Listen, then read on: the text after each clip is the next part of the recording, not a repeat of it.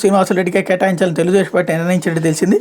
ఒంగోలు సీటుకి శ్రీనివాసరెడ్డితో పాటు ఆయన కుమారుడు రాఘవరెడ్డి అభ్యర్థిత్వాన్ని పార్టీ మొదట పరిశీలించింది. తాజా పరిణామాల నేపథ్యంలో శ్రీనివాసరెడ్డిని తెలుగుదేశం పార్టీ ఖరారు చేసినట్టు సమాచారం.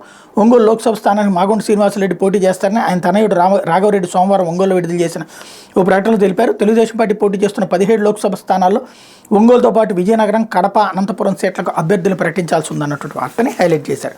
అయితే రొట్టెలు చెయ్యండి, రొయ్యలు వలవండి. రాష్ట్రంలో నవ్వులాటగా మారిన ఇంటర్న్షిప్లు, ఆక్స్ఫర్డ్, హార్వర్డ్, కేంబ్రిడ్జ్ విధానాలంటే ఇవేనా?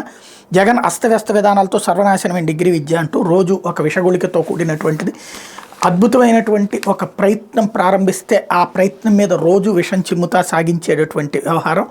దాంట్లో ఎవరితో టైఅప్ పెట్టినా ఎన్ని తప్పుడువే అన్నటువంటి రూట్లో చూపించేటటువంటి వ్యవహారం. లేకపోతే భూముల రీసర్వే ఇప్పుడు వద్దు, ఎన్నికల నియమావళి అమల్లో ఉన్నందున గ్రామాల్లో వివాదాలకు అవకాశం, పట్టాదారు పాస్ పుస్తకాలు ఇవ్వలేం, జగనన్న రాళ్లు పాతలేం, ప్రభుత్వానికి జిల్లాల అధికారులు స్పష్టీకరణ.